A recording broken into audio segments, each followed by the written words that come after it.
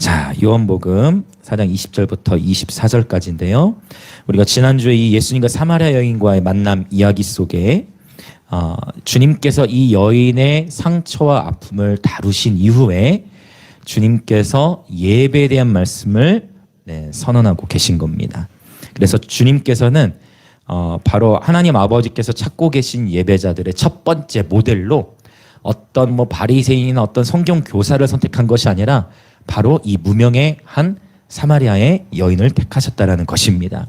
그래서 오늘 저는 여러분께 여러분 권면드립니다. 여러분, 저와 여러분의 삶 가운데에 지난날의 어떠한 아픔과 슬픔을 겪었다 할지라도 바로 이제 오늘부터 여러분 다시금 결단하면서 하나님 아버지께서 찾으시는 영과 진리의 예배자를 되시길 축복합니다. 지난날에 저와 여러분의 어떠한 아픔과 상처가 있다 할지라도 주님이 다 아십니다. 그런데 주님은 이제 여러분을 콜링하시는 거예요. 주님은 여러분 콜링하십니다. 영과 진리로 나를 예배하라, 이렇게 아버지께서 콜링하십니다. 그래서 영과 진리로 예배하는 것이 어떤 의미인지를 오늘 한번 이제 풀어나가려고 합니다. 자, 이제 본문을 보도록 하겠습니다. 자, 20절과 21절 같이 읽겠습니다. 시작. 우리 조상들은 이 산에서 예배하였는데 당신들의 말은 예배할 곳이 예루살렘에 있다 하더이다. 예수께서 이르시되 여자여 내 말을 믿으라. 이 산에서도 말고 예루살렘에서도 말고 너희가 아버지께 예배할 때가 이르리라. 아멘. 여기서 말한 이 산은 어디 산이라 했죠? 그리심산이라고 했습니다. 사마리아 사람들은 이 그리심산에서 예배를 드렸어요. 여인이 예수님께 예배 장소를 묻고 있는데 예수님께서는 장소에 대한 개념을 때 개념으로 바꿔서 말씀하고 계신 거예요.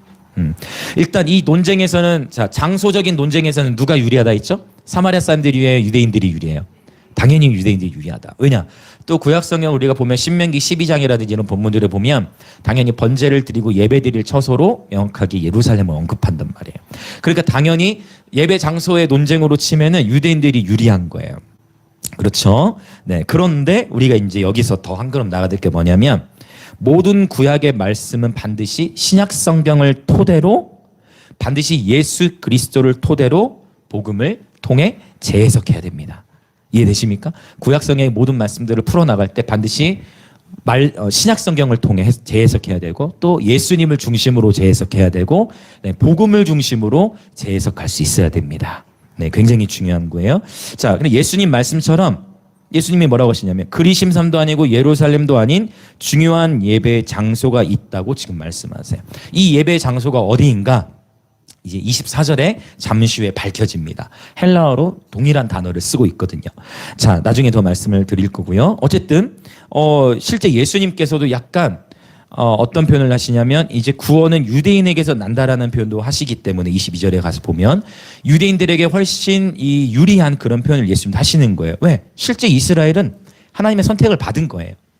실제 이스라엘은 하나님의 선택을 받았고 실제 주님께서 이 땅에 다시 재림하시면 제가 믿기로는 구약과 신약을 종합해 봤을 때 실제 예수님께서 이 땅에 재림하신 이후에 예수님께서 실제 예루살렘에서 통치하실 거예요. 저는 그렇게 믿어요. 구약과 신약을 종합해 봤을 때 추상적으로가 아니라 주님 재림은 실제 일어날 거잖아요. 할렐루야. 주님 정말 이 땅에 다시 오실 거잖아요. 우리가 그분을 얼굴로 뵐 거지 않습니까? 주님이 오셔서 분명히 통치하실 건데 주님이 이 땅에 오셔서 실제 예루살렘 땅에서 다스리실 거예요.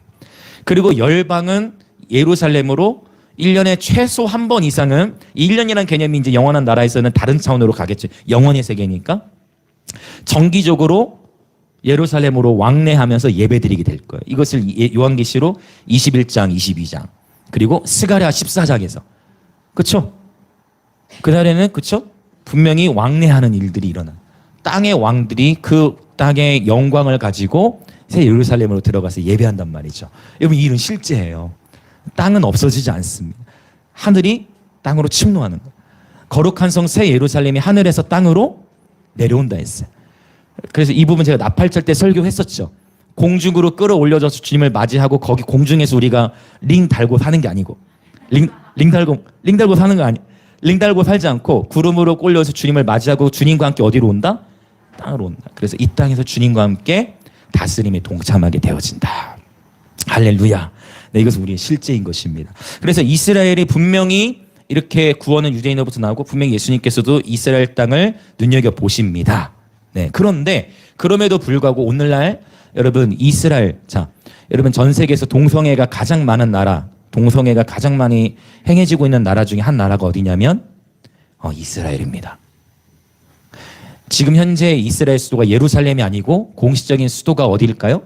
네, 텔아비브라고요. 네, 실제 그 텔아비브라는 그 지역에서는 굉장히 이스라엘 선택받은 땅 아닙니까? 그렇죠? 그리고 나라가 세워졌죠. 지금 하나님은 회복시켜 가고 계시는데 그 땅에도 여전히 심각한 죄악들과 그런 일들이 이루어지고 있다라는 것입니다. 종교 전쟁도 엄청 치열하겠죠. 유대교와 기독교와 이슬람교의 이 서로 각자 이 세 종교가 다 예루살렘은 자기들의 성지라고 얘기하거든. 맞잖아요. 그래 지금도 이 치열한 갈등 속에 있다라는 거예요. 자, 이제 제가 좀 더 말을 아꼈다가 나중에 예배 초소를 그러면 그리심산도 아니고 예루살렘도 아니라면 어느 예배 초소가 중요한가? 그분 잠시 후에 더 말씀을 드리도록 하고 일단 이 여인의 질문 앞에 예수님께서 아버지께 예배할 때 장소에 대한 개념을 때라는 표현으로 바꿔서 표현한다 했어요. 근데 여기 흥미로운 게 뭐냐면 때가 이르리라라는 단어 있죠. 때가 이르리라. 이 때가 이르리라 이걸 헬라어로 에르케타이 호라라는 단어를 쓰는데 이 때가 이르라는 단어가 자 일단 장소에 대한 부분을 예수님께서 때로 바꿔서 말씀하시는데 때가 이르리라. 자, 이 에르케타이 호라라는 이 단어가 흥미롭게도 요한복음에 7번 나와요. 그러니까 참 이 하나님께서는 너무 흥미롭게도 또 이렇게 주님 숫자로도 말씀을 하시는 거예요. 그러고 봤더니 요한계시록도 숫자로 많이 말씀하시잖아요. 그렇죠? 요한복음에도 때가 일이라는 표현이 몇 번 나온다? 7번 나와. 그러면은 이 때라는 개념이 굉장히 중요하고 장소에 대한 얘기를 하는데 주님이 때에 대해서 말씀하신다면 이 때가 지금 어떤 때를 가리키는지 때에 대한 계시가 열리면 예배의 장소에 대한 문제가 해결이 돼요. 네, 조금 제가 복잡하게 얘기했죠. 좀 이제 더 쉽게 말씀을 드릴게요. 때에 대한 계시가 열리면 예배 장소에 대한 문제가 해결이 돼요. 저도 이 요한복음 4장 20절 24절 설교를 얼마나 많이 해왔겠어요 그동안. 그렇다고 해서 했던 설교를 재탕하지 않고 오늘을 위한 하나님의 계시를 또 바꾸시한테 물으면서 또 준비해서 나누는 거예요. 하나님의 말씀의 계시는 아침마다 새로운 줄 믿습니다. 분명히 1년 전 봤던 본문인데 6개월 전, 3달 전, 한 달 전, 심지어 어제 그 본문을 봐도 새롭고 오늘 또 그 본문을 봐도 또 새로운 것이 주님의 말씀인 줄 믿습니다. 아멘, 할렐루야. 주님의 말씀은 살아있고 운동력이 있기 때문에 이 때에 대해 그러면 요한복음에서 언급하는 이 7번이 언급된다는데 이때 하나같이 다 동일한 때를 말씀하고 있어요. 요한복음에서 말씀하고 있는 때 제가 어느 한 때를 가리킨다고 요한복음 2장에서 잠깐 언급한 적이 있어요. 기억하실지 모르겠습니다. 네, 누가 말씀하신 것 같아요. 요한복음에서 말씀하고 있는 이 때는 동일하게 요한복음이 항상 동일한 때를 의미하고 있어요. 그게 언제냐면 예수님의 십자가 그리고 죽음 부활 하셔서 바로 예수 그리스도의 십자가와 부활의 때, 이때를 가리키고 있습니다. 그러니까 자 여러분 그러면 예수님의 십자가와 부활 이것이 곧 복음이죠.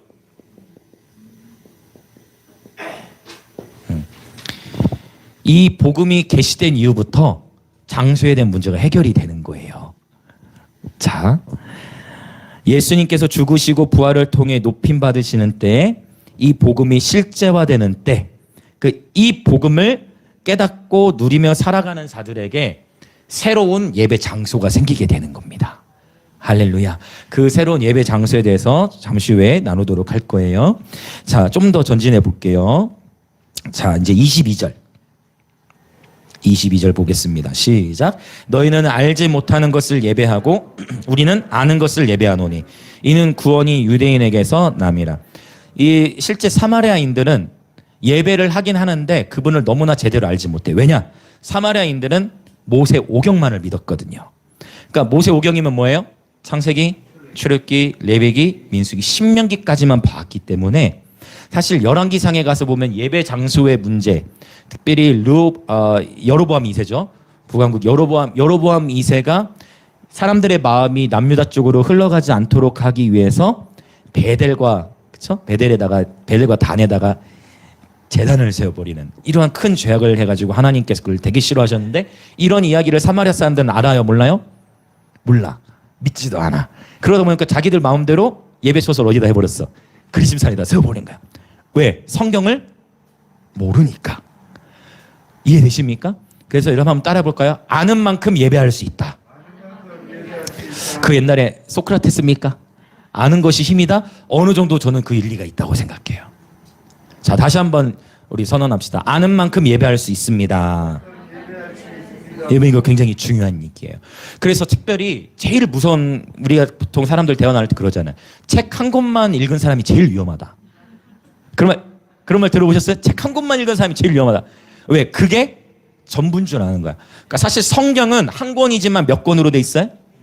66권이에요. 성경이 몇 글자입니까? 2글자. 즉흥적으로 좀 했는데도 죄송합니다. 안 하려다가 생각을 못 했네 그냥 해버렸네. 성경 여러분 성경은 한 권이지만 몇 권으로 이루어져 있어요? 66권으로 이루어져. 그러니까 여러분이 성경을 읽으시면 최소한 책 66권을 읽으시는 거예요. 근데 일반 세상의 책과는 다르죠. 이것은 하나님의 기록된 말씀이시라는 겁니다. 자, 여러분 성경 66권 중에 어디를 제일 좋아하십니까? 시편 좋아. 또 욥기. 고난이 지금 심하신 것 같은데 욥기 좋아하시. 욥기. 지금 큰 고난 가운데 지금. 자, 또 다른 분들. 사도행전. 예배소. 이거 진짜 신기하다. 제가 보니까 딱 각 사람에 맞게 지금 나오는 것 같아. 사도행전이라고 하셨죠. 또 아가서, 로마서, 빌립보서, 창세기. 자, 또 누가 에베소서? 에베소서. 오케이. 자, 또 지금 사람에 맞게 나오네. 잠언. 자, 또 와, 신기하네. 뭔가 되게 연결되는 것 같아. 자, 또 다른 분들. 여러분 다 이렇게 좋아하는 성경이 있으시죠? 저도 있어요. 요한계시록. 그렇죠? 2세 때부터 계속 저도 요한계시록을 무조건 1톡씩 돌렸어요. 여러분, 야, 정말 신기하네요. 그러나 여러분, 내가 좋아하는 각 성경이 있을지라도 성경 66권 전체를 사모하시기 축복합니다. 때로는 오늘 철진이의 간증도 굉장히 예언적이에요. 내가 다 이해되지 않더라도 성경 말씀도 다 이해되지 않더라도 창세기부터 요한계시록의 그 모든 아버지의 말씀이 진리인 줄 믿습니다. 여러분 내가 특별히 좋아하는 구절 사랑하시는 것 좋지만 꼭 성경 전체를 꼭 읽어나가시길 축복합니다. 편식하면 안 돼요. 편식하면 꼭 탈이 나요. 네, 그래서 어쩌면 이럴 수 있어요. 믿음이 이렇게 뭐라고 할까요? 이렇게 성숙해 가는 과정 속에 주님과 교제 속에 이럴 수 있어요. 다 경험해 보셨을까요? 주님께서 저에게 어디 성경을 읽으라고 하십니다. 해가지고 지금 웃으신 분들 다 경험 속에 나오는 그 성경. 근데 그렇게만 가다 보면 어떤 현상이 일어나느냐? 결국 그 음성이라는 것도 내가 하나님과 관계 속에 하나님의 음성 쪽에 문제가 있는 게 아니고 우리 쪽에 노출이 생기다 보니까. 음성을 따라서만 성경을 읽다 보면 반드시 편식하는 현상이 일어나게 돼요.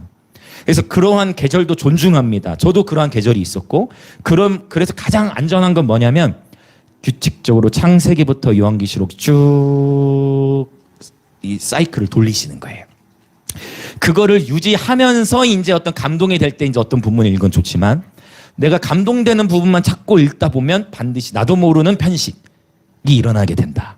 뜨끔하신 분들은 네, 다시 잘 정리하시면 돼요. 저도 다 그런 경험이 있어요.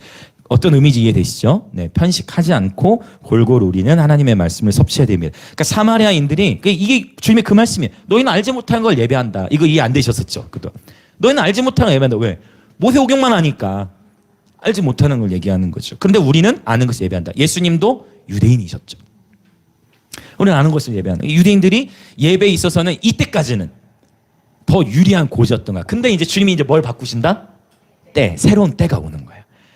새 술은 새 부대에 담아되는 거야. 근데 이 유대인들이 지금 이제 새로운 차원의 영적 질서, 복음이 이제 이 땅에 실체가 왔는데 새로운 때가 왔는데 복음을 받아들이지 못해. 이전의 예배 방식을 계속 고수해. 그러면 어느 순간 그들이 예부대가 돼버리는 거예요. 오히려 사마리아 여인이 앞서가기 시작한 거예요. 그러니까 하나님은 먼저 된 자 나중되게도 하시고 나중된 자를 먼저 되게도 하시는 분입니다. 나중된 자가 먼저 될 수 있는 방법은 단순해요. 겸손입니다. 또 낮아지는 것입니다. 할렐루야. 섬기는 것입니다. 물은 항상 낮은 곳으로 흐르지요. 할렐루야. 그렇다고 여러분 먼저 된 자라고 해서 무조건 나중되지는 않습니다. 먼저 된 자는 더 앞서갈 수도 있습니다. 먼저 된 자, 만약 여러분이 먼저 된 자의 입장에 계시다면 나는 먼저 됐기 때문에 이제 나중에 나중될 거야. 그렇게 생각하지 않으셔도 돼요. 여러분 예수 그리스도를 향해 폿대를 향하여 우리는 계속 전진하는 것입니다. 계속 전진하는 것이에요. 저도 정체되지 않을 거예요. 더 달려갈 것입니다. 더 복음을 향해 말씀의 계시를 향해 주님을 향해 달려나갈 것입니다. 우리 모두 계속 전진하는 것입니다. 할렐루야 할렐루야. 네. 이 나중된 자가 먼저 된다는 것은 뒤처져 있는 자들에게 해당하는 말씀이고 먼저 된 자들은 계속 전진하시길 축복합니다. 할렐루야. 자, 그래서 우리는 아는 것을 예배하더니 이는 구원이 유대인에게서 남이라. 실제 이스라엘이 장자였다는 것을 지금 분명히 언급하고 계신 겁니다. 자, 그러면 이제 하이라이트 23절과 24절 같이 읽겠습니다. 시작. 아버지께 참되게 예배하는 자들은 영과 진리로 예배할 때가 오나니 곧 이때라. 아버지께서는 자기에게 이렇게 예배하는 자들을 찾으시느니라. 하나님은 영이시니 예배하는 자가 영과 진리로 예배할지니라. 아멘. 자, 지난주에 제가 칠판 없이 했었죠. 오늘은 좀 일부러 원어를 더 쓰도록 하겠습니다. 왜냐하면 이것이 사실이라는 것을 더 말씀드리기 위해서. 일단 하나님은 영이시다고 했죠. 신약 성경에 보면요, 마태복음, 요한계시록을 쭉 연구해 보면 하나님이 어떤 분이시다라고 정확하게 딱 정의된 게 4가지가 나와요. 먼저 요한복음 오늘 본문에서 하나님은 어떤 분이시다? 영이시다. 그 다음에 히브리서 12장 29절에 보면 하나님은 소멸하는 불이시다. 맞죠? 하나님이 어떤 분이신지를 정확하게 언급한 구절. 히브리서 12장 29절일 거예요 아마. 그 다음에 요한일서에 가서 보면 요한일서 1장에서 하나님은 먼저 사랑이시다 앞에 빛이시다가 먼저 나와요. 순서도 의미가 있어요. 제가 볼 때는. 그 다음에 요한일서 또 4장에 가서 보면 하나님은 드디어 사랑이시다. 이 4가지가 신약성에서 하나님 어떤 분이신지를 나타내는 부분이에요. 오늘 이것까지는 다 나누는 시간이 좀 그러니까 간략하게 정리만 하고 넘어갈게요. 하나님은 영이십니다. 사실 여러분 번역 성경 중에 킹 제임스 성경이라는 버전이 있어요. 킹 제임스 성경이라고 들어보셨을 거예요. 킹 제임스 성경도 나름대로 번역을 굉장히 잘한 부분이 많지만 조금 팁을 드리자면 그렇다고 해서 킹 제임스 번역 성경도 완벽하진 않습니다. 이 부분에서는 이 요한복음 4장 24절 하나님은 영이시니에서 이 영을 부정관사를 붙였어요. 조금 딱딱해 죄송해요. 그래서 그 얘기는 뭐냐면 많은 영들 가운데에 하나의 영으로 표현했어요. 여러분 킹제임스 보시면 God is all spirits로 붙여놨어요. 제가 봤을 때 그 번역은 킹제임스도 놓친 부분이에요. 그러니까 제가 왜 이 얘기를 하냐면은 킹제임스 성경을 좋아하시는 분들과 어떤 목사님들은 이거 아닌 다른 성경은 잘못됐다 이렇게 하는 분이 꽤 있어요. 들어보신 적이 있을 거예요. 근데 그렇진 않다는 거예요. 결국 그 킹제임스 성경도 결국은 사람이 번역했기 때문에 결국은 모든 성경은 다 번역된 성경을 보게 되기 때문에 어느 정도 우리가 감안을 해야 된다. 그렇죠. 그걸 꼭 이해하셨으면 좋겠어요. 갑자기 이 얘기가 하고 싶어졌네요. 자, 하나님은 영이시니 예배하는 자가 영과 진리로 예배할지니라 라고 말씀하고 있습니다. 자, 그 다음에 이제 정리를 하고자 하는 게 먼저 예배라는 단어부터 봅시다. 예배하다. 예배하다라는 단어는 프로스퀴네오라는 단어를 쓰는데 이 단어는 뭐냐면은 누구누구와 입맞추다예요. 뽀뽀하다. 누구누구와 입맞추다. 뽀뽀하다. 예배라는 단어의 뜻이 뭐다고요? 누구누구와 입맞추다예요. 그래서 예배라는 것은요 굉장히 친밀한 것이고 굉장히 개인적인 것이고 굉장히 깊은 것입니다. 연인이 사귈 때 처음 만나자마자 뽀뽀하나요? 하면 어떻게 알아? 경험에서 나온 거 아니지? 처음 만나자마자 뽀뽀하나요? 아니죠. 대답은 이제 안 하네. 왜 그러니까 처음 그렇지 않잖아요. 뽀뽀한다는 건 뭐예요? 그만큼 그 사람과 관계가 깊어지고 있다는 얘기잖아요. 맞죠? 그래서 예배라는 단어는 누구누구와 입을 맞추다는 건데 이것이 이 예배의 뜻이라는 겁니다. 그래서 결국 우리 예수님과 입을 맞추는 것이 예배입니다. 예수님과 사랑에 빠지는 것이 예배입니다. 할렐루야. 그러니까 이 사랑에 빠지다 보면 예수님과 막 입맞아요. 예수님과 그렇게 예수님과 사랑에 빠지다 보니까 막 시간 가는 줄 모르고 예수님과 더 있고 싶은 거야. 그 강가에서 나오기가 싫은 거야. 왜? 나 예수님과 지금 둘이 있는 게 너무 좋거든. 예수님과 연애하는 게 너무 좋거든. 그러니까 더 깊이 교제하고 싶고, 또 육적인 관점으로 말씀을 드리자면 막 뽀뽀하고 막 더 스킨십 하고 싶고 막 더 하고 싶고, 그게 주님과의 관계가 그렇다는 거예요. 그래서 주님의 임재를 맛본 자들은 그 임재를 더 원하게 돼 있어요. 예외가 없는데 그 임재를 경험한 자들은 분명히 그 임재로 인해 우리가 충만해지는데, 그러나 충만해진과 동시에 그 임재를 더 원하게 돼 있어요. 그래서 그 임재를 더 경험하고 경험할수록 어떻게 되느냐? 이제 그분의 임재가 없는 하루를 상상할 수 없는 거야. 할렐루야. 모두 그렇게 되어지시기 축복합니다. 아멘. 주님을 더 원하게 되는 이 경배. 예배라는 단어는 사실 이제 보면 경배에 가까워요. 경배라는 단어. 자, 영어 성경에서는 경배를 worship이라고 하죠. worship. world와 ship이 합쳐진 단어예요. 그래서 worship이라는 건 뭐냐면 가치, 존귀함을 올려드리는 거예요. 그러니까 우리 하나님께 최고의 가치, 최고의 존귀와 영광을 올려드린다. 이런 개념이에요. 그러니까 영어보다는 좀 더 헬라어가 좀 더 깊은 의미를 갖고 있는 거죠. 이해되시죠?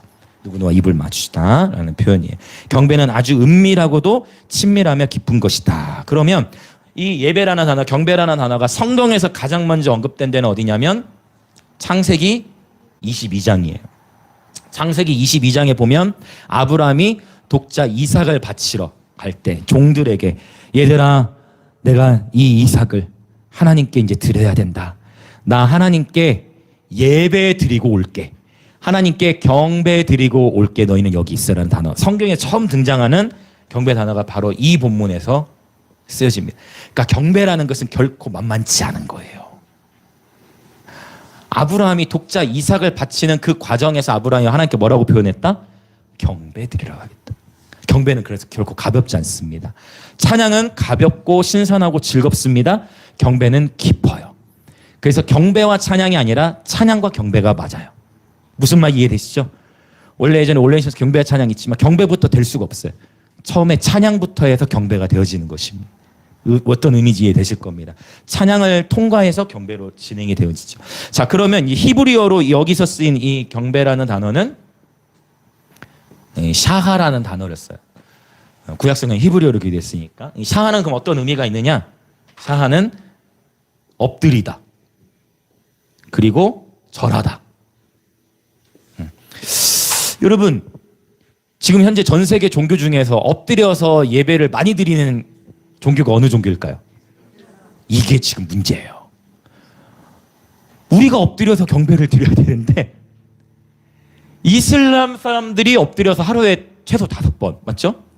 하루에 의무도 5번씩 어디든지 돗자리 피고, 보셨어요? 네, 돗자리 피고 어디서든지 엎드려서 그 할 때도 꼭 맨손 맨발로 해가지고 하는 모습들. 우리가 엎드려서 예배하면 좀 이상한 것처럼 느껴지는 시대. 안 되는데, 할렐루야. 이게 지금 진리로 예배하는 것과 다 연결되는 부분이거든요. 여러분, 엎드려서도 경배하시길 축복합니다.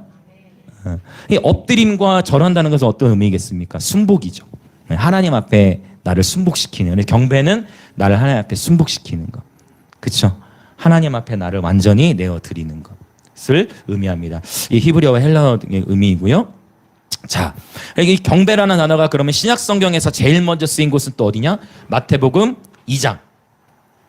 마태복음 2장에서 동방박사 들어보셨죠? 동방박사들이 별을 보고 찾아와서 예수님께 경배를 드릴 때 3가지를 드립니다. 뭐를 드리죠? 황금, 유황, 그 다음에 모략. 황금은 그렇다면, 그래서 예배 때 우리가 보통 어떻게 합니까? 헌금 생활을 하죠. 예배는 드리는 거죠. 예수님께 내 최고의 가치를 드리는 거죠. 그렇죠. 그러니까 최초의 신약성에 처음 쓰인 경배 문맥에서도 역시 헌금의 문화가 들어 있었다라는 거죠. 그러니까 이렇게 그냥 말씀만 그냥 우리 자녀 세대들에게 너 헌금해야 돼 이것만이 아니라 왜 헌금 생활이 시작되고 헌금이 구약에서부터 어떤 의미가 있는지 요 예배학교 때 제가 나눈 적이 있지만 이렇게 동방 박사들도 예수님께 헌금을 드리고 그 다음에 또 위향을 드리고 이것은 이제 또 중보를 의미하기도 하고 그 다음에 모략을 드렸죠. 모략은 자기 부인을 상징한 아가서를 이제 강의하게 되면 더 자세하게 풀어나갈 수 있는 부분인데 자기 부인을 의미하는 그런 향료를 의미하죠.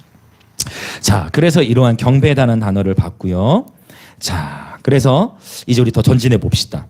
경배라는 단어, 예배라는 단어를 봤어요. 이제 예배하는 자가 자, 영과 진리로 예배하라고 했어요. 영과 진리로. 그렇죠? 근데 이 영과 진리로 예배하라 했을 때 영과 진리로 죄송해요. 요 푸뉴마틱 카이 자, 영과 진리로 예배하라 했을 때 이 N이라는 단어 전치사는 어떤 의미에 쓰이냐면은 장소 또는 소유를 전해요. 그래서 예수님이 지금 무엇을 말씀하고 계시냐면 이 사마리아 여인에게 그리심산에서의 예배 말고 예루살렘에서의 예배도 아니고 어디에서 예배를 드리라고 표현한 거냐면 이게 헬라어로 보면 어디에서 예배를 드리라고 표현한 거냐면 영 그리고 진리. 그러니까 영과 진리가 주님이 말씀하신 이 복음 이제 복음이 도래한 이후부터는 우리의 예배 장소가 바뀌어졌어. 어디서 바뀌어지냐면 영과 진리가 곧 예배 장소예요. 축복합니다, 여러분. 자, 어디가 예배 장소다? 영과 진리가 예배 장소예요. 그래서 저는 여러분 예수님께서 말씀하신 장소 바로 영과 진리의 영역 안에서 드리라는 건데 당연히 여러분 이스라엘 회복되어야 합니다. 성경 말씀의 예언에 의하면. 그러나 저와 여러분이 굳이 이스라엘 사람처럼 될 필요는 없는 거예요. 저와 여러분이 이스라엘은 회복될 건데 이스라엘처럼 될 필요가 없고 꼭 예루살렘에 가야만 그분의 임재를 경험하는 게 아니라는 거예요. 언젠가 우리 예루살렘도 가고 이스라엘도 많이 다녀야 되겠죠. 그러나 그 이스라엘, 예루살렘 그 땅이라 할지라도 여전히 그곳에도 수많은 씨름이 있고 아무리 이스라엘에 산다 할지라도 예수님을 모르면 구원이 없는 것입니다. 결국 구원은 오직 예수 그리스도를 통해만 주어지는 것이기 때문에 유대인이든 이방인이든 다 예수 그리스도를 통해서만 구원을 받을 수가 있습니다. 그래서 여러분 정말 축복합니다. 우리가 이스라엘 사람을 따라할 필요는 없어요. 우린 이방인의 신분에서 예수를 믿은 겁니다. 근데 갈라디아서 분명히 말씀하시죠. 누구든지 예수 그리스도를 믿는 자들은 아브라함의 자손이 되어집니다. 저와 여러분이 이스라엘 사람은 아니에요. 이스라엘 사람은 아닙니다. 오늘 철진이도 그 얘기해 줬는데 이 내가 태어나는 장소와 신분을 내가 정하는 게 아니라 하나님이 정하시는 겁니다. 주님께서 저와 여러분을 이 땅에 태어나게 하셨어요. 할렐루야. 네, 맞죠? 주님이 저와 여러분을 이 땅에 태어나게 하셨어요. 거주의 경계는 하나님이 정하시는 거예요. 이스라엘은 예수님이 그 땅에 거니셨던 땅이기 때문에 의미가 있고 하나님이 선택한 민족인 건 맞지만 그러나 이스라엘 자체를 따라할 필요는 없는 거예요. 예배제는 그래서 만약 저와 여러분이 구약 성경 안에만 묶여 있으면 구약 성경 안에서만 갇혀 있으면 이 부분이 이해하기 어려울 수 있어요. 이스라엘과 예루살렘에 대한 월등함을 생각하게 돼요. 이게 잘 이해되시길 축복합니다. 중요한 것은 예루살렘에서 예배 드리느냐 아니냐가 아니고 예루살렘에 있어도 영과 진리로 예배를 못 드릴 수가 있는 거고 남한 땅에 있어도 영과 진리로 예배를 드릴 수가 있는 것이고 할렐루야. 그래서 중요한 것은 바로 오늘 영과 진리로 예배하는 것이 중요하다 이제 이 얘기를 하는 겁니다. 복음이 저와 여러분을 자유케 하는 거예요. 자, 주변에 계신 분 인사합시다. 복음이 우리를 자유케 하셨습니다. 네, 이때부터 이제 자, 주님이 왜 7번 언급했겠어요? 이건 예언적으로 하나님 말씀하시는 거예요. 이제 예수님의 십자가 부활 사건으로 새로운 예배 초소가 생긴 거예요. 할렐루야. 네. 자, 우리는 놀라운 은혜의 시대를 살고 있습니다. 지금 맞죠? 우리가 만약 이게 이때 1세기 이전에 태어났어 봐요. 여러분 우리 이제 팔 근육이 엄청 낮았을 거예요. 가죽 벗겨야 되지. 그 막 피 튀겨 막 다 잡아야 되지. 네. 얼마나 피비린내 나는 가운데서 예배를 드려요. 지금이야 막 달콤한 예배면 피비린내 맡으면서 예배 드렸어야 돼. 옛날 태어났어. 하나님의 놀라운 은총 가운데 우리가 지금 있는 거예요. 자, 그러면 이제 좀 더 나가 봅시다. 자, 일단 영으로 예배 드리는 것이 그럼 무엇인가? 자, 이 부분은 지울게요. 자, 영과 진리로 예배를 드려요. 푸뉴마티. 푸뉴마라는 단어 참 많이 쓰이는 단어 들어보셨을 거예요. 푸뉴마. 푸뉴마는 영, 호흡, 바람 이 세 가지로 번역이 됩니다. 푸뉴마. 영으로 예배를 영이 이제 우리 예배 장소라는 건데 흥미롭게도 이 영이 두 가지로 볼 수가 있는 거예요. 왜냐? 이 영 앞에는 관사가 없어요. 좀 딱딱해도 죄송해요. 신학적으로 정리가 아니라 관사가 없어요. 그 얘기는 뭐냐면 되게 아리송해. 이게 지금 성령을 가리키는지 아니면 우리의 영을 가리키는지. 근데 이런 경우는 어떻게 되냐면 하나님은 의도적으로 관사를 안 붙이시게 하셨다라고 저는 믿어요. 1.1획도 오류가 없으니까. 그래서 이 영으로 예배를 드리는 건 첫 번째 성령으로 예배를 드리는 것입니다. 그러니까 철진이가 간증했던 것처럼 내 힘으로 하면 지치죠. 근데 예배는 어떻게 드리냐면 성령의 인도하심을 따라 드려야 되는 거예요. 그러니까 제가 종종 하는 표현 중에 시간을 따라 예배 드리지 않고 성령의 인도하심을 따라 예배 드려야 된다. 어차피 성령의 인도하심을 따라 예배 드려도 그 예배는 언젠가 마친다. 무슨 말 이해되세요? 성령이 결국 몇 시간 안에 이렇게 맞춰진다. 우스갯소리 같지만 결국 성령님을 따라 예배하는 것, 성령의 인도하심을 따라 예배하는 것을 1차적으로 의미한다고 볼 수가 있습니다. 할렐루야. 그래서 하나님께서 찾으시는 예배자의 모습은 성령의 인도하심을 따라, 성령의 감동하심을 따라 예배 드리는 것입니다. 자, 두 번째 의미는 뭐냐면 이제 바로 아까 제가 말한 푸뉴만 관사가 없다. 그래서 바로 영으로 드리는 예배 또는 영적 예배로 볼 수가 있어요. 이제 자, 우리의 영이 하나님을 예배해야 된다는 건데 우리의 영이 하나님을 예배해야 되는데 오늘 주일학 예배 때도 윤지사님께서 살짝 언급을 해주셨는데 우리 사람은 세 요소로 나눠지죠. 데살로니가서 5장에 보면 영과 혼과 육이 있습니다. 영, 그림은 양해해 주세요. 혼, 이게 육이에요. 밖에서 사람들이 봤을 때는 뭐를 봅니까? 밖에서 우리 주변에 보면 우리는 다 서로 육신으로 뭘 봐요? 육신을 보죠. 육을 봐요. 그러면 육에 해당하는 영역은 뭐가 있을 것 같아요? 육에는요, 인간에게는 크게 세 가지 욕구가 있는 육신의 욕구가 있어요. 그렇죠. 네, 식욕. 네, 식욕. 그 다음에 성욕. 그 다음에 하나 더. 수면욕. 여러분 고문할 때 제일 힘든 고문 중에 하나가 이 수면욕이잖아요. 그렇죠? 네, 잠을 안 재워버리는. 네. 자, 그래서 이 세 가지가 육에 속한 아주 핵심적인 영역이에요. 이 세 가지는 반드시 채워져야 돼요. 그렇죠. 이 세 가지가 채워져야 돼. 이 세 가지가 채워지지 않을 때 우리 육의 밸런스가 이제 깨질 수 있는 거예요. 너무 중요한 욕구들이야. 실제 우리가 그래서 보이죠. 먹는 거는 눈으로 보이죠. 그렇죠. 자는 거, 그다음에 성욕 다 육으로 보여줄 수 있는 영역이에요. 자, 그다음에 혼의 영역은 어떻게 될까요? 지식,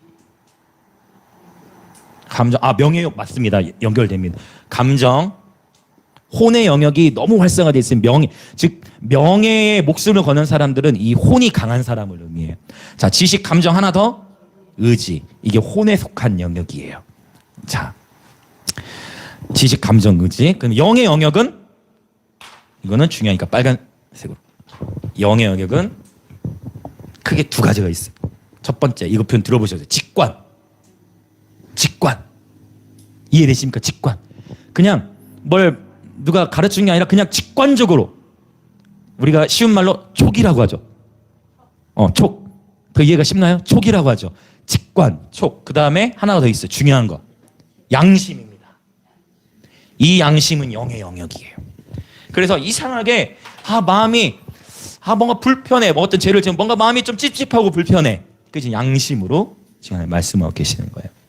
자, 그래서 사람은 크게 이 세 가지의 상태로 살아가요. 영적인 사람은 직관과 양심에 발달해요. 혼적인 사람은 지식, 감정, 의지.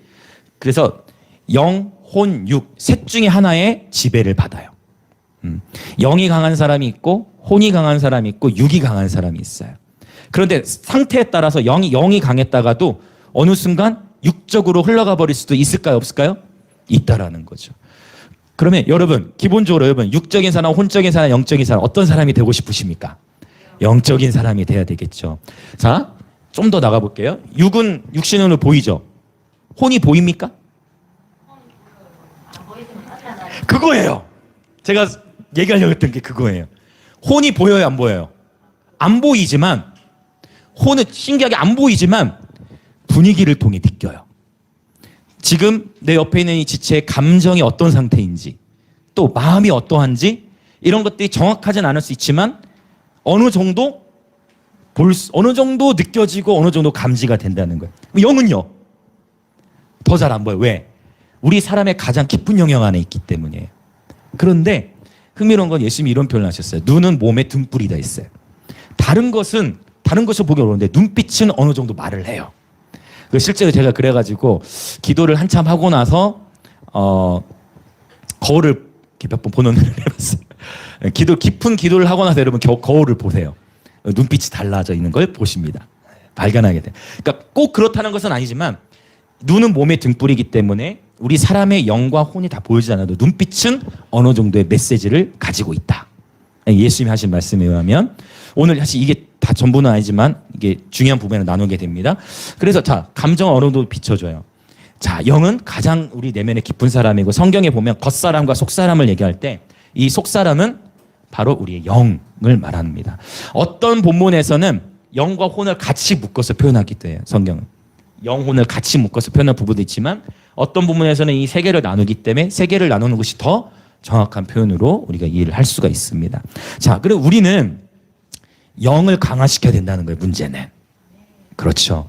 혼이 강한 상태. 자, 혼이 강하면 어떻게 되냐면, 자, 이를테면 이런 거예요. 쉽게 감정의 영역 안에서의 기복과 흔들림이 있다. 그러면 그것은 지금 내 혼이 강해져 있는 상태예요. 근데 나는 지금 먹는 게 너무 중요해. 먹는 게 너무 중요해요. 꼭 그러니까 먹는 거에 대한 탐심 이런 거. 저도 이런 영역 경계해야 돼. 육신의 절제. 이렇게 막 먹는 거에 막 이렇게 민감하거나, 특히 어렸을 때부터 이제 많이 못 먹고 자라 그럼 더 그럴 수 있어요. 먹는 거에 이제 약하다. 그러면 이제 육의 영역에 대한 절제가 필요해. 이게 제어가 안 되면 육적인 사람이 돼버릴 수 있는 거예요. 혼의 영역, 감정의 영역, 또 의지. 결단하지만 그 의지가 쉽게 꺾이고 무너져. 이런 영역이 뭐냐? 혼의 영역. 그래서 결국은 여러분 성경에 이런 원리가 있어요. 예수님이 하신 말씀 중에 강한 자가 지배해요. 힘센 사람이 이기는 거거든요. 이 단순한 원리. 그러니까 우리 안에 육의 사람, 혼의 사람, 영의 사람이 있는데 영의 사람이 강해야 혼과 육의 영역을 절제하고 통제할 수가 있습니다. 할렐루야. 우리가 다 원하는 건 이제 영의 사람이 되는 건데, 맞죠? 네. 그래서 당연히 우리는 지식이 쌓여져야 되고 감정이 개발돼야 되고 의지도 훈련이 돼야 됩니다. 그래서 혼과 육을 절대 무시하면 안 돼요. 당연히 필요한, 기본적으로 육의 욕구가 채워지지 않으면 그렇죠, 영의 사람도 무너지게 되는 거예요. 그러니까 그러나 영의 사람이 될수록 혼과 육의 영역을 어느 정도 제어하고 통제할 수 있다. 그래서 영의 사람이 돼야 되는데, 그러면 어떻게 영의 사람이 되느냐? 바로 이거예요. 예배인 것입니다. 성령으로 충만할수록 우리의 혼과 육을 지배하고 통제할 수가 있어요. 그럼 어떤 식으로 이제 더 구체적으로 어떤 식으로 우리의 영을 더 강화시킬 수 있느냐? 더 구체적으로 적용해 보면 이런 거예요. 자, 내가 지금 도저히 예배할 기분이 아니야. 오늘 내가 교회 오기 전에 막 심하게 싸웠거나 아니면 너무 어려운 재정의 일이 있거나 지금 도저히 예배할 기분이 아니야. 그때 지금 누구나 다 그런 일이 있으면 감정에 어려움이 많아요. 근데 그때 지금 예배할 기분이 도저히 아니야. 근데 그럼에도 불구하고 예배하는 거예요. 괴롭지. 괴로워요. 괴로워. 근데 그럼에도 불구하고 뭐 한다? 예배하는. 그럴 때 영이 강해져요. 굉장한 비밀을 가르쳐 드립니다. 그럴 때 우리 영이 강해져. 또 내가 지금 도저히 예배할 힘이 안 나. 막 진짜 아무 힘도 정말 막 무기력하고 이렇게 좀 그냥 쉬고 싶어. 그때 쉬면 그냥 쉬는 거예요. 근데 다음에 또 힘들면 쉬게 될 거예요. 그런데 그 쉬고 싶을 때 예배를 드려 영이 강해지는 거예요. 아까 감정이라는 부분도 마찬가지. 감정이 내가 지금 도저히 예배할 기분이 아니야. 오늘은 예배 안 해. 그러면 그 다음에 또 감정이 힘든 일이 있으면 또 어떻게 될까요? 그렇죠. 쉬게 되겠죠. 이 패턴을 깰 수 있는 방법은 결국 예배입니다. 지금 우리가 지난주에 생수에 대한 얘기를 했죠. 생수, 이 마르지 않는 생수, 이 생수는 예배를 통해 공급받는다. 우리의 영의 사람, 때로는 내 육체와 혼이 못 느껴도 이 예배를 통해서 우리가 하나님의 충만한 은혜를 누리게 되고 영의 사람이 강해지게 된다라는 것을 말씀드립니다. 또 이런 것도 있어요. 내가 하나님에 대해서 정말 원래 신뢰했는데 어떤 충격적인 일을 겪어가지고 도저히 내가 하나님에 대해서 찬양이 나오잖아. 하나님이 어떻게 내 삶 속에 이런 일을 행할 수 있으실까라고 생각이 들매도 불구하고 내 지식의 영역에 타격이 온 거지. 내가 알고 있는 하나님이 아니야. 지금 내 삶에 어떻게 이런 일을 하나님이 행하실 수가 있어? 그럼에도 불구하고 뭐 하는 거예요? 하나님 앞에 예배로 나아가는 것입니다. 그러함에도 불구하고 하나님 앞에 예배로 나아갈 때 거기에서 하나님께서 우리를 영의 사람이 강하도록 인도하신다라는 것입니다. 여러분 이해되시죠? 그래서 저는 여러분 그래 특별히 우리 예배 사역자들 안에서 저도 예배 사역을 오래 하다 보면서 뭐를 느끼냐면 예배 사역자들이 예배를 인도하고 나서 예배를 드렸는데 피곤함을 느낀다. 그건 뭔가 잘못된 거예요. 그건 뭐냐면 예배를 형식 남의 눈에 육의 눈에 보기에는 예배를 드렸지만 뭔가 사람을 의식했거나 여러분 예배 가운데 하나님을 만나면 피곤하다가도 그 순간은 살아나는 게 정상입니다. 할렐루야. 네, 여러분 영적 예배자들 되시기 축복합니다. 네, 하나님만을 의식하는 거예요. 그래서 특별히 예배팀들은 이 훈련을 반드시 통과해야 돼. 우리의 예배가 공연이 되지 않도록. 할렐루야. 공연이 되지 않도록 끊임없이 정말 주님을 즐거워하고 주님만을 바라보는 예배자가 될 수 있도록 하나님만을 의식하는 예배자가 될 수 있도록 깨어 있어야 되는 것입니다. 자, 이게 이제 영으로 드리는 예배. 영과 진리는 따로 떼어놓을 수 없죠. 즉 성령과 말씀을 분리할 수 없듯이. 그럼 진리로 드리는 예배는 어떠한 예배이냐? 첫 번째 말씀이죠. 목사님 왜 그렇게 춤을 추십니까? 성경에 춤춤의 예배라 했기 때문이죠. 목사님 그 좀 조용히 예배드리면 안 되니까 왜 이렇게 소리 지르십니까? 성경에 너희는 큰 소리로 예배하라 했죠. 그러니까 말씀으로 예배하는 거예요. 아까 아는 만큼 예배할 수 있다 연결되는 이 진리 알레데에 너무 중요한 거죠. 아는 만큼 예배할 수 있는 겁니다. 그냥 성경 말씀에 순종함으로 예배 드리는 거예요. 너무 중요하죠. 자, 두 번째. 요한복음에서 요한복음 14장 6절에 보면 내가 곧 길이요 진리요 알레데야. 예수님이 곧 진리이세요. 그래서 반드시 예배는 예수님을 높여야 돼요. 반드시 처음에 어쩌면 저희 교회 오신 분들 다 아는 찬양 한 주에 하나 나오기도 힘들었죠. 한 주에 찬양 시간은 한 50분 막 이렇게 1시간 되는데 곡 하나도 모르겠죠. 막 그럴 때 많으셨죠. 처음에. 막 그러셨을 거예요. 근데 왜냐면 가사가 굉장히 중요하거든요. 여러분 저희 주일에 하는 곡들을 가만히 보시면 보통 사실 찬송가 중에서도 좋은 곡들이 많은데 찬송가도 좋은 곡들이 많아요. 그런데 찬송가들 중에서도 아쉬운 곡들이 또 많습니다. 그래서 나를 위로하는 곡이 참 많아요. 근데 예배, 진리로 예배한다는 거는 나를 위한 하나님, 나를 위한 영역만이 아니라 그거는 이제 우리 다음 세대 사역이라든지 뭐 캠프라든지 이런 영역, 거리라든지 이렇게 다양한 장면에서 하지만 사실 예배는 예수를 높이는 거예요. 그래서 어떻게 이제 이런 예배가 이제 좀 딱딱할 수 있어요. 왜냐면 나와 전혀 관련이 없는 것 같아. 아니 지금 내 삶이 힘든데 내 삶이 지금 힘든데 지금 예수님 높은 거하고 무슨 상관이 있을까? 그래서 이 복음이 깨달아져야 예배가 되는 거예요. 요게 열려야 진리로 예배가 되는 거예요.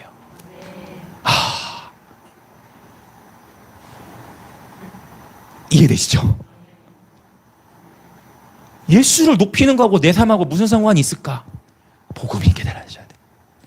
예수님이 나를 위해 십자가에서 죽으셨고 그분이 너 부활하셨어. 그분이 나의 구원자이시고 그분이 나의 주인이시고 예수 이름을 높이니까 은혜가 충만해지는 거예요. 할렐루야. 여러분 복음을 아는 지식에서 자라가시길 축복합니다. 이 복음의 신비가 더욱 깊이 다가오시길 축복합니다. 할렐루야. 예수님을 높이는 거. 그래서 찬양 가사 속에 예수님을 계속 높이는 거예요. 근데 여러분 이게 있어요. 어쩌면 여러분이 처음 예배에 오셨을 때부터 도저히 찬양 하나도 모르겠고 하나도 모르겠지만 가랑배 어쩌는다고 내 감정으로 느낌으로 느낌은 혼의 영역이에요. 느낌으로 아무것도 느껴지지 않아도 여러분이 모르더라도 그냥 이 자리에서 그냥 예수 이름을 높이는 것만으로도 여러분의 영은 점점 강해져요. 이게 중요해. 내 감정, 내 혼이 인지하지 못하더라도 여러분의 영이 예배를 통해 점점 강해지고 있는 거예요. 믿으시길 축복합니다. 내 감정의 영을 넘어서는 거, 감정은 혼의 영역이니까 내 감정을 내가 듣고 제 옆에 있는 저분은 진짜 뭔가 막 진짜 주님 만난 것 같아. 막 진짜 뭔가 막 주님 만난 것 같아. 그 액션이 있는 나에게는 아무 느낌이 없어. 그걸로 속으면 안 된다는. 예배 시간 막 pompo로 지금 저 사람 지금 주님을 만나고 있구나. 그럴 수도 있지만 아닐 수도 있더라고요. 펌pompo 저 사람 지금 은혜를 크게 받았구나. 그거일 수도 있지만 그냥 억울해서 우는 걸 수 있어요. 그냥 그냥 집에서 뭐 무슨 일이 있으면 그것 때문에 힘들어가는 우는 걸 수도 있어요.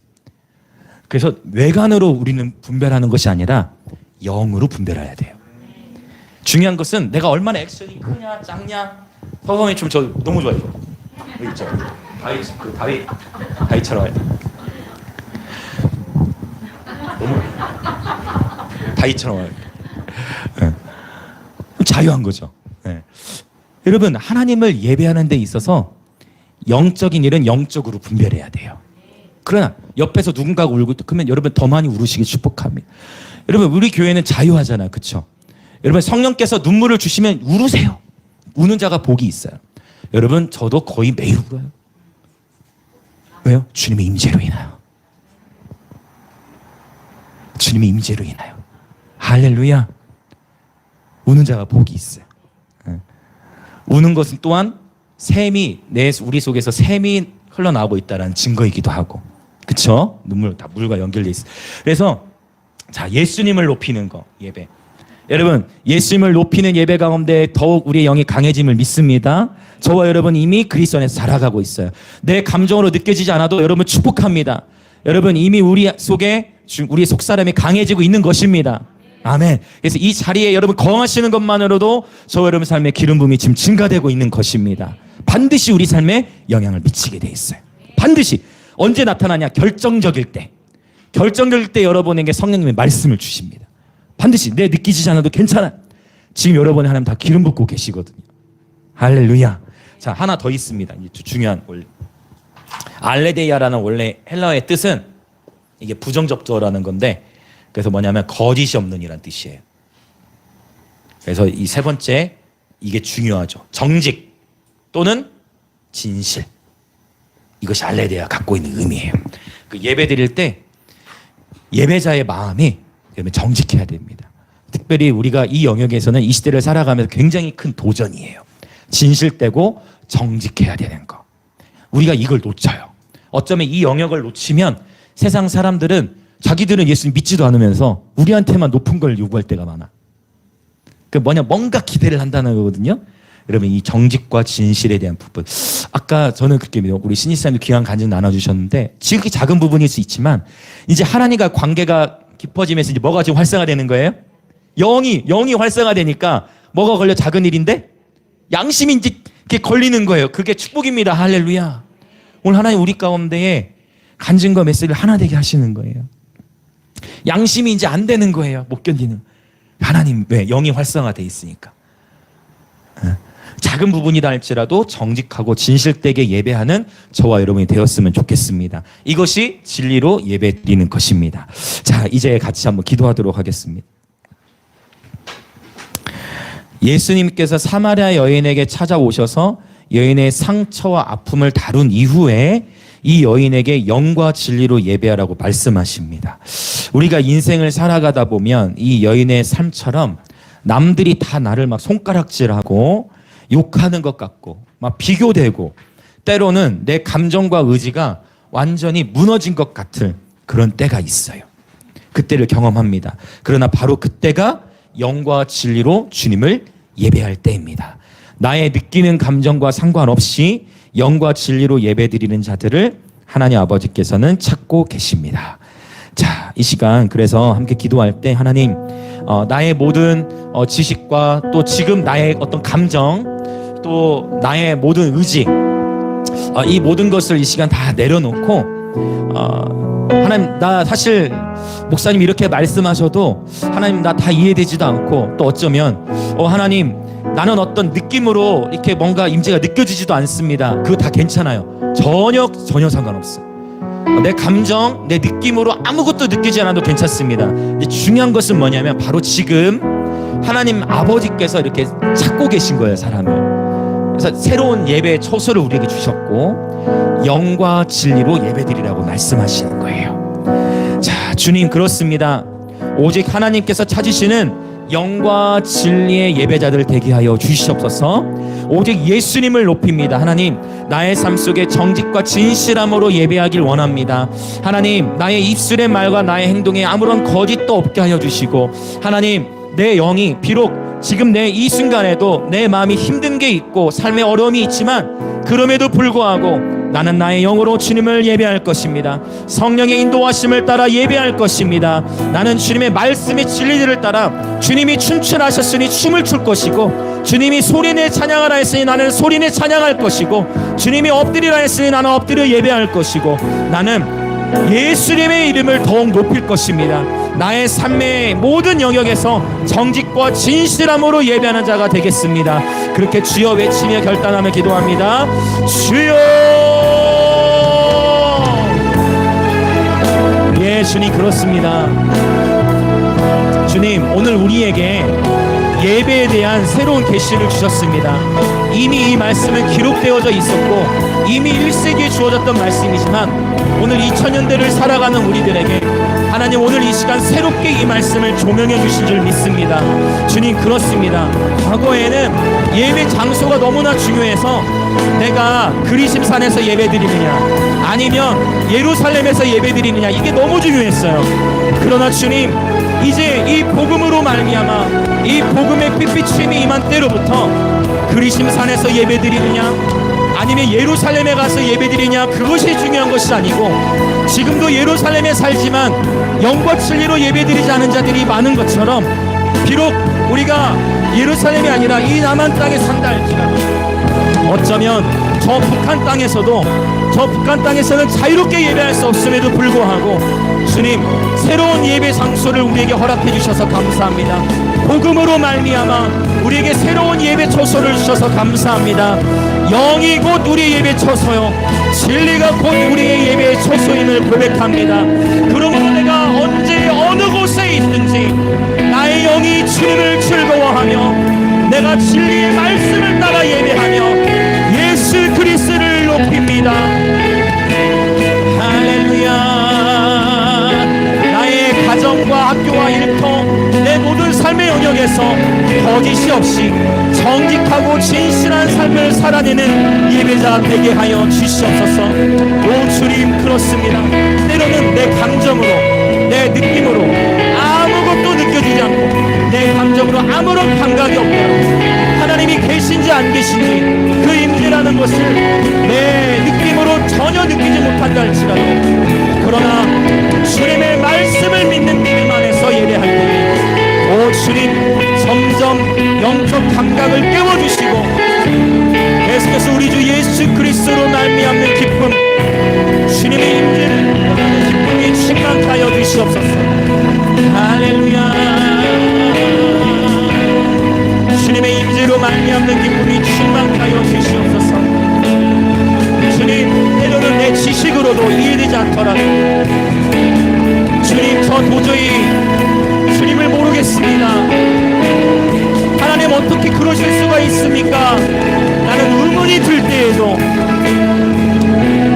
영으로 예배할지어다, 진리로 예배할지어다, 나의 감정이 무너져 아픔과 슬픔 속에 있을 때에도 영으로 예배할지어다, 진리로 예배할지어다, 때로는 내게 아무런 힘이 없을지라도, 예배할 힘이 없을지라도 영으로 예배할지어다, 진리로 예배할지어다. 할렐루야. 예수에서 나는 예배하네.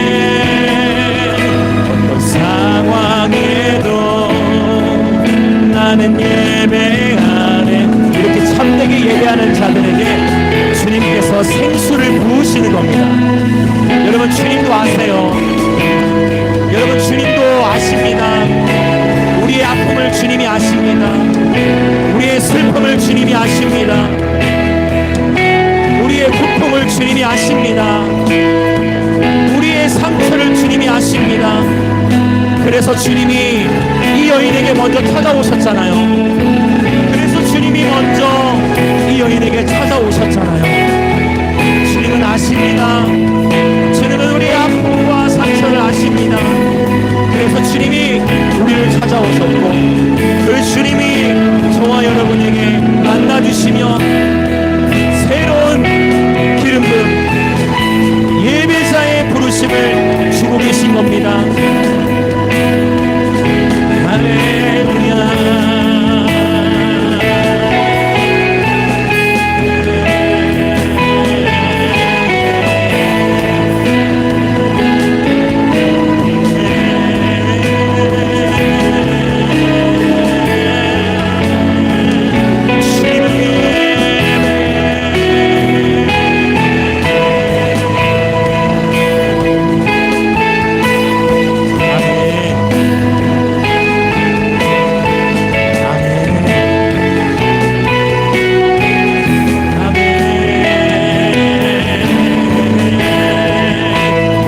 사람들을 찾고 계십니다. 영으로 예배드릴 자들, 진리로 예배드릴 자들, 우리의 속사람이 주님을 즐거워하게 하소서. 우리의 영이 활성화되어 우리의 혼의 사람과 육의 사람을 지배하게 하시고, 우리의 영이 활성화되어 우리의 양심과 하나님의 그 음성이 더욱 선명하게 들리도록 성령님 인도하여 주옵소서.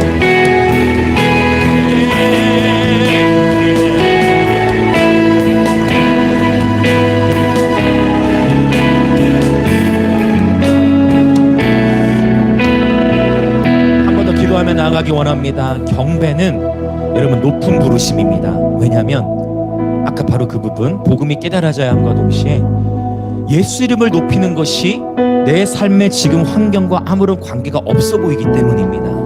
높은 부르심이에요. 하나님께서 오늘 저와 여러분에게 이 높은 부르심을 풀어주신 줄 믿습니다. 그러면 도전합니다.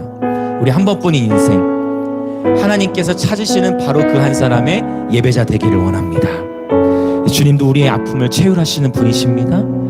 여러분, 그 모든 아픔과 슬픔을 뒤로하고 주님을 구하는 이 자리, 주님을 경배하는 이 자리, 경배는 주님과의 입맞추는 것이 다였습니다.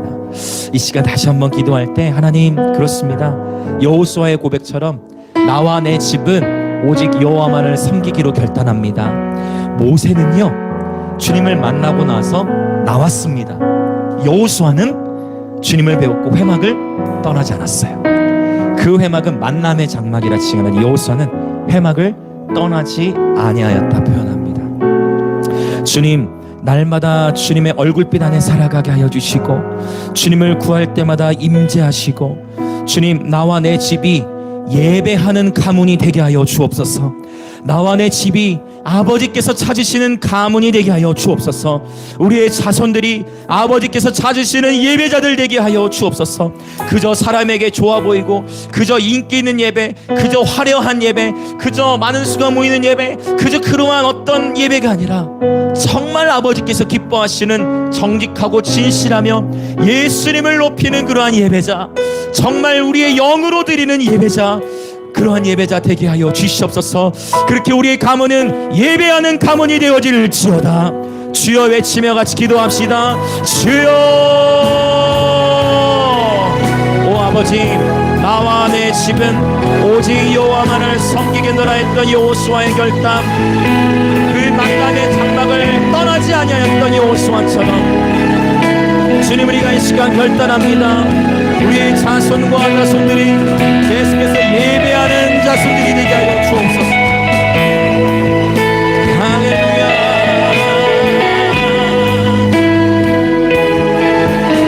주님께서 이 시간 저와 여러분의 가문을 새롭게 하십니다.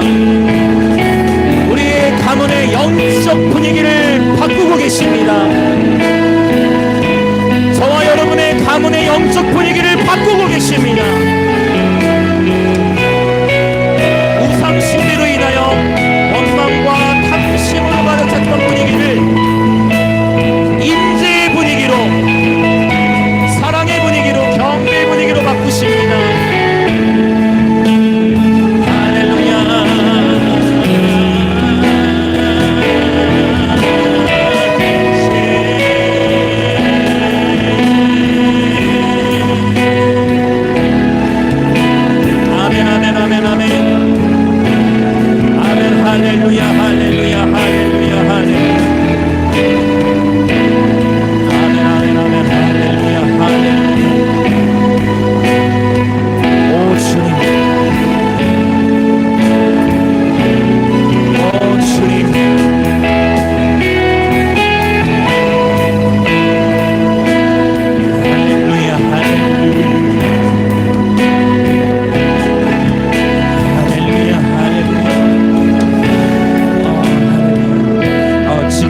다음에 다시금 정말 우리 가문, 저와 여러분이 속한 가정과 가게, 가문을 좀 축복하며 기도하고자 마음을 주시는데, 여러분 고라 자손들은 가문의 저주를 극복한 자손들입니다. 이 고라가 배반하고 지도자를 거역함으로 말하면 땅이 입을 벌려 삼키는 그 저주가, 이 안타까운 이 사연이 이스라엘 민족 전체에 있었기 때문에 이 고라 자손에게는 너무나 가문적인 수치가 있었습니다. 근데 이 고라 자손들이 어떻게 이 가문의 저주를 극복하느냐? 예배로 돌파하는 겁니다. 예배로 이 고라 자손들이 가문의 저주를 돌파했어요. 그래서 이 고라 자손들이 쓴 시 중에 시편 84편은 이렇게 고백합니다. 주의 궁정에서의 한 날이 다른 곳에서의 첫날보다 나은즉 악인의 장막에 사는 것보다 내 하나님의 성전 문지기로 있는 것이 좋사오니. 이것이 가문의 저주를 극복한 자들의 고백입니다. 이 시간 우리 다시 한번 정말 이 부분을 좀 구체적으로 회개하며 또 결단하며 기도하는 그런 감동이 있습니다. 저와 여러분의 가문의 환경, 오늘 철저히 나눠줬지만 그건 내가 선택할 수 없었습니다. 저와 여러분이 선택할 수 없었어요. 나의 육신의 부모로부터 오는 영향력, 또 그 모든 것은 내가 선택할 수 있는 것이 아니었습니다. 그러나 이제 우리가 할 수 있는 선택은 뭐냐면 바로 지금이 주님을 찾을 때이고, 바로 지금 이 시간에 이 기도를 통해 저와 여러분의 가정과 가문을 하나님 새롭게 하실 수 있는 겁니다. 나로부터는 새로 시작될 수 있는 것입니다. 나로부터는 새로 시작될 수 있는 것입니다. 할렐루야! 새날을 주님 주십니다. 이 시간에서 이 고라 자손이 예배를 통해서 가문의 저주를 극복하였던 것처럼 이 시간 간절히 회개하며 또 중보 회개하며 기도하며 나아갈 때 나와 내 집은 오직 여호와께만 속했습니다. 우리 가문의 우상 숭배는 이제 끊어지고 주여 회개합니다. 우리 가문은 영과 진리로 예배하는 가문이 될 것입니다. 그렇게 주여 외치며 기도합시다. 주여! 주님 분명히 말씀하셨습니다. 나를 사랑하고 내 계명을 지키는 자에게는 선대까지 은혜를 베풀리라. 여러분이 가정의 영적 분위기를 바꾸십시오.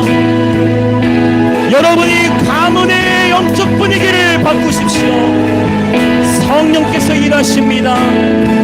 나와 내 집은 오직 주님만을 섬길 것입니다.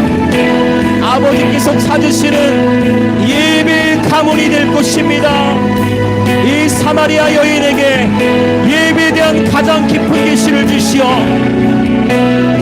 당대 최고의 복음 전도자가 되어 신교의 영광을 누렸듯 주님 무명의 한 여인에게 복음을 제시하시고 무명의 한 여인에게 예배를 주셔서 이 여인이 아버지께서 찾으시는 예배자의 첫 번째 모델이 되었던 것처럼 주여 내가 여기 있나이다. 나의 한 번뿐 인생 주님께 드리오니 아버지께서 찾으시는 영과 진리의 예배자가 되게 하시고 나의 부모 이상의 가문의 분위기를 내가 어찌할 수 없었지만 이제 나로부터 다시금 시작하도록 성령님 오늘 새로운 결단에 맞는 새로운 기름 부음을 허락하여 주옵소서. 할렐루야. 우리 영의 사랑이 강해지게 하시고 그리스도 안의 소리를 회복시키시며 자유하게 하시고 할렐루야 할렐루야. 복음의 능력 안에서 새로운 영적 질서를 풀어 주옵소서. 주님 아버지께 예배할 때가 이르렀습니다. 복음의 능력, 복음의 신비를 더욱 계시하여 주시고 복음의 능력을 깨달아 예수님을 더욱 높이는 경배자들 될지어다. 할렐루야.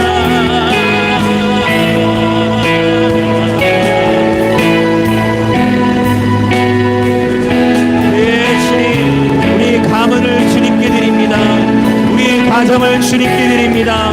고라 자손들이 그 고라의 폐역으로 말미암아 가문적으로 국가적인 수치를 당하고 그런 큰 저주를 받았지만 그러나 이 고라 자손들은 포기하지 않았습니다. 좌절하지 않았습니다. 예배로 돌파하였습니다. 예배로 돌파하였습니다. 예배로 축복하였습니다. 성령이여, 성령으로 충만케 하시어 우리의 속사람으로 하여금 우리의 혼과 육을 지배하며 주님의 말씀을 따라 살아가는 예배자들 되게 하여 주옵소서. 우리의 가문 가운데 새로운 영적 질서를 연합하여 주시니 감사합니다. 예수 이름으로 선포하노니 우리의 가문에 새로운 영적 질서가 왔음을 선포하노라. 이 시간 우리 주 예수 그리스도로 선포하노니 새로운 영적 질서가 우리 가문 가운데 왔음을 선포하노라.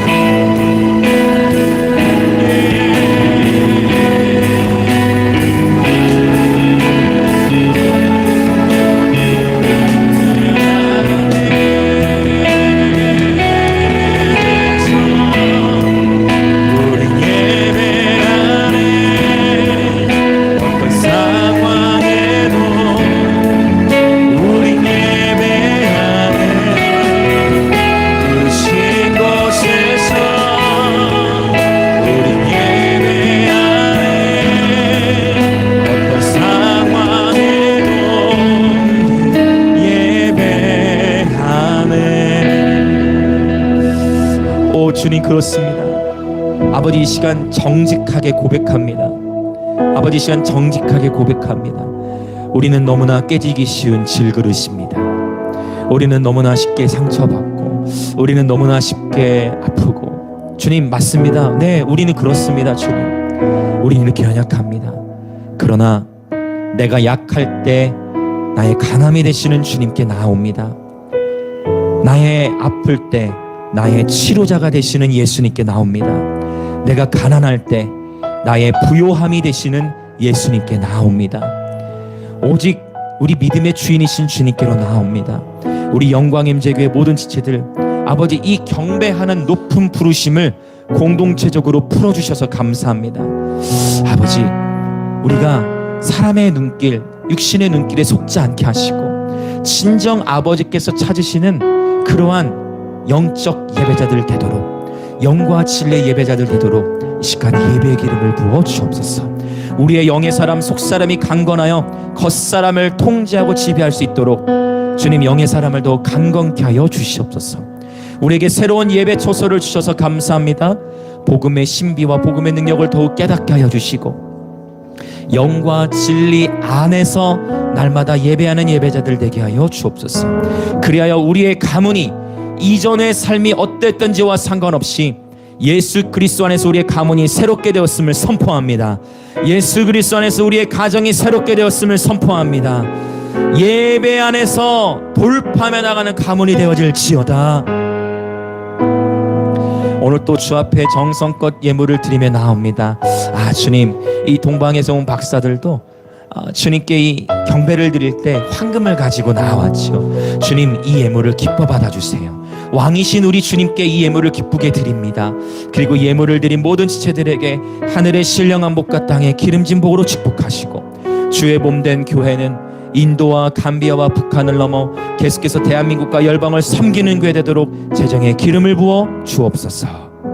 지금은 우리 주 예수 그리스도의 은혜와 하나님 아버지의 놀라우신 사랑과 성령 하나님의 감화 감동 교통하심이 오늘 아버지께서 찾으시는 바로 그 한 사람의 예배자가 되기로 결단하여 영과 진리로 예배하기로, 비록 내 삶 속에 수많은 갈등과 아픔과 연단과 고난의 일들이 있지만 그럼에도 불구하고 복음의 신비를 깨달아 예수의 이름을 높이며 말씀에 순종하며, 때로는 세상 속에서 불합리함을 당한다 할지라도 정직하고 진실되게 삶을 살아가는 예배자가 되기로 결단하는 영광의 임재교의 모든 가족들과 오늘 예배에 참여하는 그리스도의 몸의 모든 지체들 가운데에 지금으로부터 영원토록 함께 있을지어다.